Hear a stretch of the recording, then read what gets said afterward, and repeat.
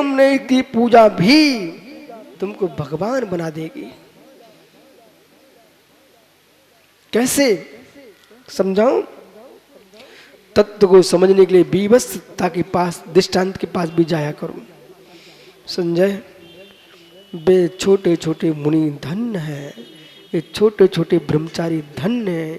यदि इन जीवों ने कुमार ब्रह्मचर्य का पालन किया और जगत के किसी भी विषयों में अपने पग नहीं समेट लगाए, इन जीवों को स्मृति भी आएगी तो मित्र किसी अशुभ नारी के संपर्क का स्मरण न आए, क्योंकि उन्होंने वो काम किया नहीं। जो काम नहीं किया उसकी स्मृति नहीं सताएगी, और जिनने जो कर्म किए हैं उनकी स्मृति उनको खा डालती है। परेशान होते लोग। जिन जिनको साधु बनना हो, जगत के ज्यादा परिचयों से लिप्त मत होना, और जिनकी ये मानसिकता है अभी सब कुछ देख लो, बाद में फिर मन में ना आए, बेटा तुम भूल में हो, जितना देख लोगे उतना बार बार सामने आएगा, और जिसे देखा ही नहीं है वो क्या आएगा। स्मृति भूत की होती है, स्मृति भूत की होती है, स्मृति भूत की होती है। इसलिए ज्यादा वर्तमान का तुम्हारा जीवन है वो भविष्य का भूत होगा। वर्तमान का तुम्हारा जीवन है वो भविष्य में भूत होगा। यदि आपने वर्तमान के जीवन में प्रभावों से अपने आप को दूर रखा है तो भविष्य में मित्र आप बहुत सुखी रहोगे, बहुत सुखी रहोगे, बहुत सुखी रहोगे, परम सुखी रहोगे। ये अंदर का विषय मैं आपको समझा रहा हूं। अब आइए, जैसे शिवसेन भैया, जैसे शिवसेन भैया भूत में भोगे हुए भोगों का स्मरण आने से पाप का बंद होगा कि नहीं, इतने से प्रश्न का उत्तर देना है। भूत में भोगे भोगों का स्मरण वर्तमान में आने पर पाप का बंद होगा कि नहीं, और भूख का स्मरण करने पर आपको बोध होना चाहिए शेषा, स्पर्श, रूप, शब्द, मनः प्रविचारा। शेषा गंध मत जोड़ना भाई, शेषा, स्पर्श, रूप, शब्द, मनः प्रविचारा। ये सूत्र देवों के लिए मात्र नहीं लगाना, अरे मनुष्य अपने में भी लगाइए भाई। बोला सौधर्म ऐसा सुरक्य देव, ये काय प्रविचार करते हैं।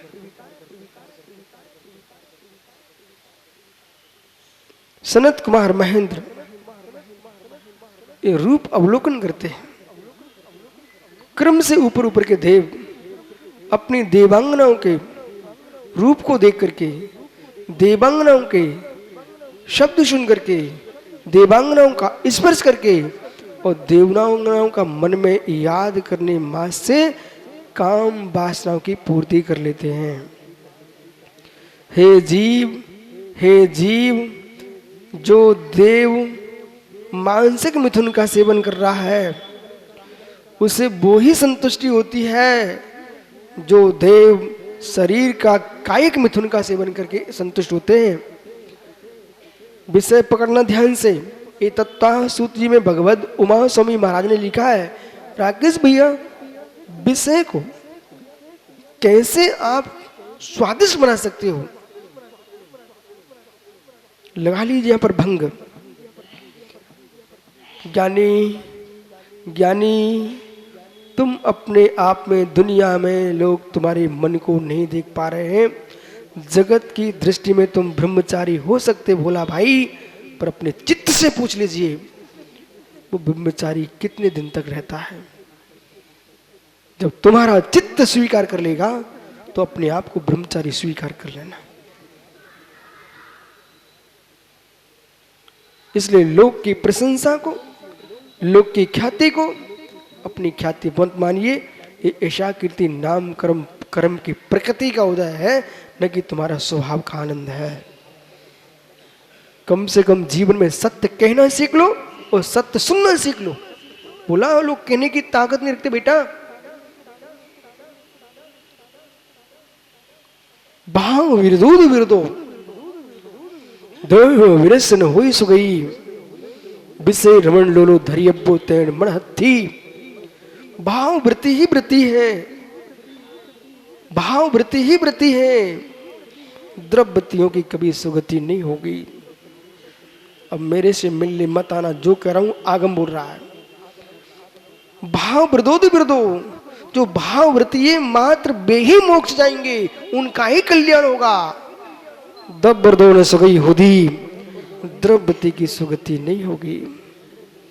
इसलिए विषय रमण लोलो, ए विषय रूपी उद्यान में विषयों का लोलूपी मन हत्थी, जो मन रूपी हाथी है, इसको मित्र ज्ञान अंकुश से बस कर लीजिए।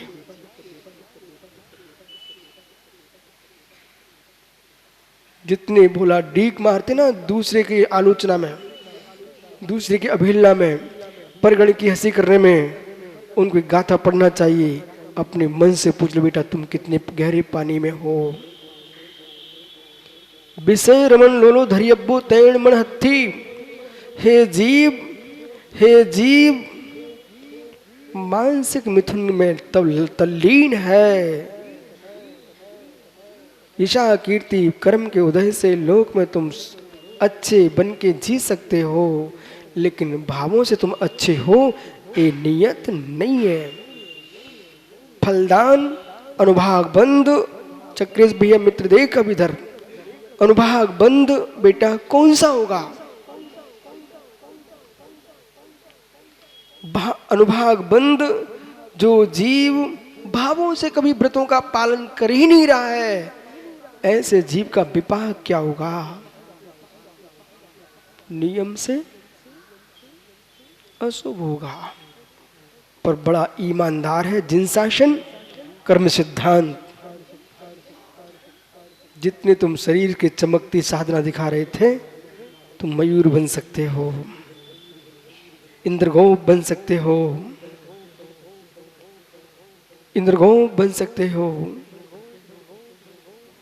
मखमली कीड़ा बेटा समझो, तितली बन सकते हो, पंख चमक रहे जिसके, विकल्प मत करो। जो अनर्थ करते जीव भी नपुंसक होते हैं, इसलिए ऐसी गतियों में ही जाते तितली बनेंगे। रंग बिरंगी होती क्यों? जो परिणामों को रंग बिरंगा करके जिए हैं, उनको रंग बिरंगे पंख प्राप्त होते हैं।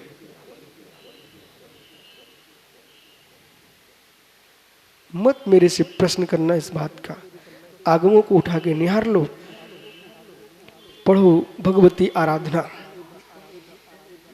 उसमें सारा विषय मिल जाएगा आपको। यानी बराबर भगवती आराधना में कितने प्रकार के साधकों की व्याख्या है। विषय रमणधारी रंग बिरंगे परिणाम के जीव ने, इसलिए संजय मित्र ए मत सोच के संतुष्ट हो जाना मैं स्वाध्याय कर लेता हूं महाराज जी तो मैं तो बच जाऊंगा। मित्र शब्द ब्रह्म से मात्र नहीं बच सकते जब तक आत्म ब्रह्म में लीन नहीं होगी। शब्द ब्रह्म की व्याख्या बहुत सारे लोगों ने की है। यदि शब्द ब्रह्म पर एकांकित दृष्टि तुम्हारी है तो फिर शब्द स्फोट भरतरी का है। उस पर ज्ञानी आचार्य प्रभाचंद्र स्वामी ने प्रमेय मातंड ग्रंथ में, चक्रेश याद है कि नहीं, शब्द स्फोट पर प्रभाचंद्र स्वामी ने कितना गहनतम निरसन किया है।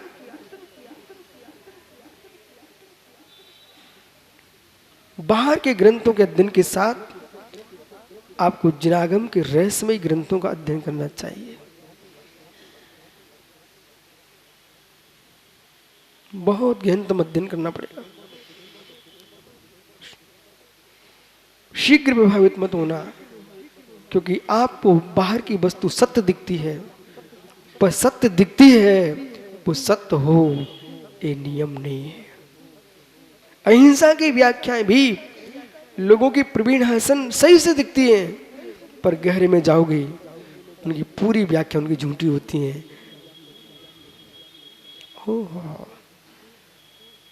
तीर्थंकर भगवान ने दूध की खीर खाई है। अजितनाथ स्वामी से लेकर के महावीर स्वामी तक आहार किसका खाया, किसका आहार लिया? खीर खाई, खीर। वो संजय ज्ञानी, वो खीर किसकी होती है? दूध के बिना खीर नहीं होती। वो आज का पागल पंडित आ जाए, वो कहे ओ भैंस के थानों से दूध निकलता है, वो तो अवक्ष है, अवक्ष है। विदेशी लोग हैं जैसे, बहुत सारे विदेशी दूध नहीं पीते, मुझे मालूम है। उनकी बातें सुनकर के प्रवीण हासन ने कहा मैं भी दूध नहीं पीऊंगा, और जो मुनि दूध पीते मिल जाए उनको मुनि नहीं मानूंगा। मित्र, तुम भगवान अजितनाथ से महावीर तक कोई तीर्थंकर को तीर्थंकर नहीं मान पाओगे। आपको बोध होना चाहिए, बातें भी हम आपको इसलिए सकारात्मक और निर्णय होना चाहिए। शरीर में होने मां से यदि खून होता तो अशोक भाई आप अपने मुख से पानी पीते हो, वो लघु शंका में वो पानी निकलता है, वो खून है क्या, रक्त है क्या? जैसे तुम्हारी पेशाब रक्त नहीं है, ऐसे गाय भैंस का दूध भी रक्त नहीं है। अलग अलग अलग अलग मशीनें लगी हुई है, वो अलग प्रकार की वस्तु बनती है। रक्त रक्त के रूप में अलग निर्मित होता है, दुग्ध दुग्ध के रूप में निर्मित होता है। सबकी कोशिकाएं अलग है, स्राएं अलग हैं, हार्मोन्स अलग हैं। इसलिए इन विषयों पर आज घोर आश्चर्य हो सकता भगवान ने एक कभी ना कहा हो, क्योंकि भगवान को उसमें कोई विकल्प ही नहीं था इस बात का कि ऐसे भी पाखंडी लोग आएंगे। देशना में वही खिरता है, जानते सब हैं पर सब खिरे कोई नियम नहीं है। एक ज्ञानी मेरे पास आया, आप दूध पीते क्या? क्योंकि हाँ, बोले दूध तो सर पशु के शरीर से निकलता है, फिर आप कैसे पीते हो? ज्ञानी तुझे बोध होना चाहिए, नाक का मल भी शरीर से निकलता है, नाक आँख का मल भी निकलता है, कान का मल भी निकलता है, और जितने जितने नीचे उतरते जाते हो वे मल उतने अपवित्र होते जाते हैं। नाक के मल को निकालने बाद कोई स्नान करने नहीं जाता, हाथ धो के काम चल जाता है। परंतु लघु शंका के बाद भी कोई स्नान नहीं करता, पानी भर से काम चल जाता है। लेकिन दीर्घ शंका निकालने जाओगे तो तुमको पूरी शुद्धि करना पड़ेगी। और ज्ञानी यदि चक्रिस देखा जाए, ये कोई भी श्रावक साथ छूने के अधिकारी नहीं है। आप विषय है तो मैं खुले देता हूं, एक भी पंडित साथ छूने का अधिकारी नहीं है। यदि जो शास्त्र में शुद्धि की विधि लिखी ऐसी नहीं करता तो शर्त है। अब यदि आप अंदर में समझ जाओ तो क्यों खोलूं तुम्हारी पोल, खोलूं?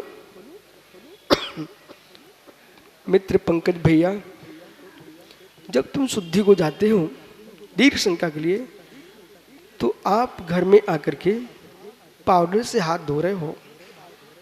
ये पाउडर से शुद्धि नहीं हो सकती बिना राख मिट्टी के।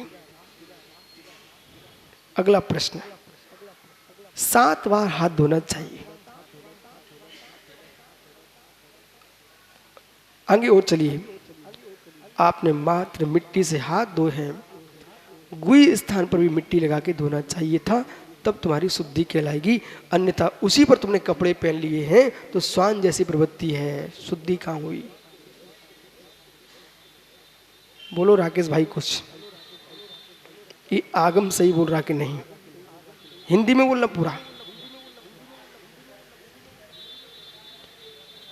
इसलिए जल से शुद्धि बाद में, जल के साथ शुद्धि के साथ आपको मिट्टी से जैसे हाथ धोते हो ना, ऐसे मल स्थान को भी धोना चाहिए। यदि आपने मल स्थान को मिट्टी से नहीं धोया, उस पर तुमने शुद्ध कपड़े पहन लिए हैं, वे सब कपड़े तुम्हारे असोले के हो चुके हैं। यदि कोई व्यक्ति चौके में काम कर रहा है और सुबह से प्रवेश कर गए वो बीच में लघु शंका होके आ गए हैं, वो पुनः चौके में चले गए। उनका पूरा चौका असोले का है, वे साधु को आहार न कराएं उस चौके में। बाधा आती है तो आप वस्त्र बदल करके जाओ, पुनः शुद्धि करके आओ, इसके उपरांत ही तुम चौके में प्रवेश कर सकते हो। मुमुक्षु धर्मचंद जी सुनाई पड़ रहा है क्या? ये है राजमार्ग। क्या हुआ पंडित जी? ये है राजमार्ग। आगम की गद्दी पर आगम कहना पड़ेगा, तुम्हारे घर की व्यवस्था नहीं कहना पड़ेगी। बराबर। अब पंडित साहब को सोचना पड़ेगा जिनवाणी उठाने के पहले कि जैसे अरहंत देव की प्रतिमा को शुद्ध होकर स्पर्श करते हुए, ऐसे देव सा गुरु दोनों को ही शुद्ध होके, तीनों को शुद्ध होके ही छूना चाहिए। तीनों को। आइए आप।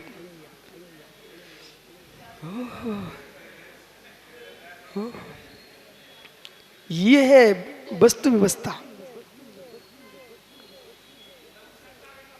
इसलिए ज्ञानी वस्त्रों पर बूंद टपक गई यदि लघु शंका की, उन वस्त्रों से जिनवाणी कैसे छू सकते हैं आप?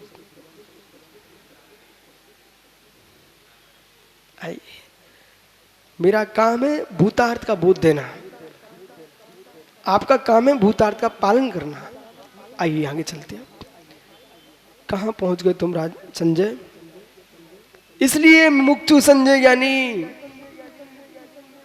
चतुर्थ गुण स्थानवर्ती जीव के पास जो सम्यक दर्शन ज्ञान है, वो चारित्र है, ऐसे मान के चलिए जैसे बिजली के बोर्ड पर इंडिकेटर होता है, उसमें बिजली तो दिखती है पर उस बिजली से कोई काम नहीं होता है, मात्र पहचाना जाता कि बिजली है।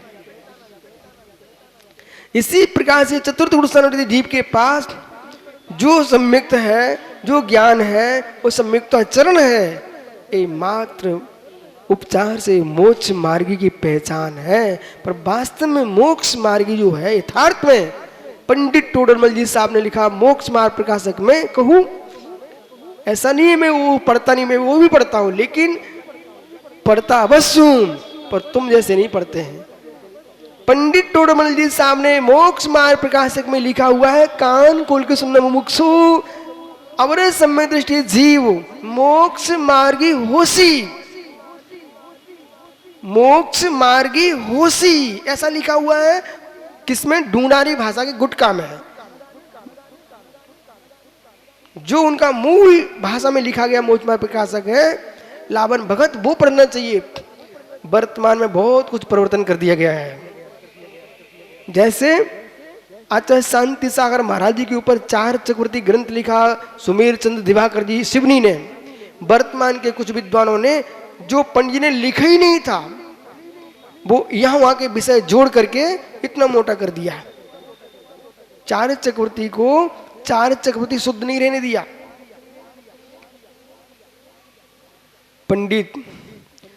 पंडित शिवनी दिवाकर जी, मालूम उनके भैया अभिनंदन वकील साहब बता रहे थे, महाराज जी समाज का विद्वान थे इसलिए मैंने कुछ नहीं बोला, लेकिन इतना तो कह दिया है, आपको अधिकार किसने दिया कि आपने मेरे दादा के ग्रंथ को परिवर्तित कर दिया।